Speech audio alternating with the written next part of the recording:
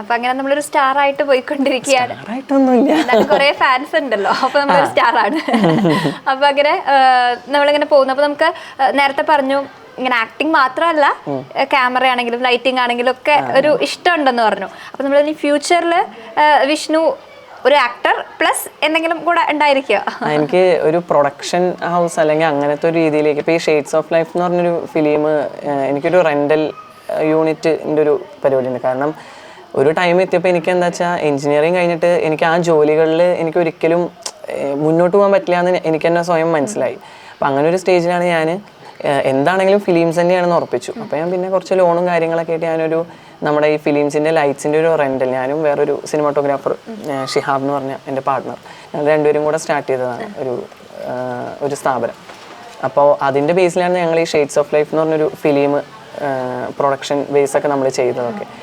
അപ്പോൾ അങ്ങനെ ഒരു ഇത് ഭയങ്കരമായിട്ടുള്ള താല്പര്യമുണ്ട് സിനിമകൾ, പുതിയ പുതിയ നല്ല നല്ല സിനിമകൾ ലോ ബഡ്ജറ്റിൽ ചെയ്യാം എന്നുള്ളൊരു അങ്ങനെ കുറേ ഐഡിയാസ് ഉണ്ട്. ഇപ്പം അങ്ങനെ ആ ഒരു ചെയ്തതാണ് ഇപ്പോൾ ഈ ഷെയ്ഡ്സ് ഓഫ് ലൈഫ് എന്ന് പറഞ്ഞൊരു മൂവി. അതിൻ്റെ മ്യൂസിക് റൈറ്റ്സ് ഒക്കെ സിയ ആയിരുന്നു എടുത്തത്. ഇപ്പം അത് പ്രൈമായിട്ടും ഒക്കെ സംസാരിച്ചുകൊണ്ടിരിക്കുന്നുണ്ട്. ഒരു ആന്തോളജി മൂവി, അതിപ്പോൾ ലാസ്റ്റ്ലി ഒരു ഇൻ്റർനാഷണൽ ഫിലിം ഫെസ്റ്റിവലിലൊക്കെ പ്രദർശിപ്പിച്ചിട്ടുണ്ടായിരുന്നു. IFFK സെക്കൻഡ് റൗണ്ടിലാണ് നമ്മുടെ ഔട്ടായി പോയത്. അപ്പം അങ്ങനെയൊക്കെയുള്ളൊരു അതൊന്ന് നമ്മളെ ഒരു സ്റ്റേജ് കഴിഞ്ഞ് കഴിഞ്ഞാൽ പിന്നെ അടുത്തൊരു പരിപാടിയായിട്ട് മുന്നോട്ട് പോകാൻ തന്നെയാണ്. അപ്പം ആക്ടർ വൈസ് ആ ഒരു സംഭവം എപ്പോഴും നമ്മുടെ ഇതിലുണ്ട്. ഒരുപാട് നല്ല സിനിമകളുടെ ഭാഗമാവാന്നുള്ളൊരു സ്വപ്നം അല്ലേ?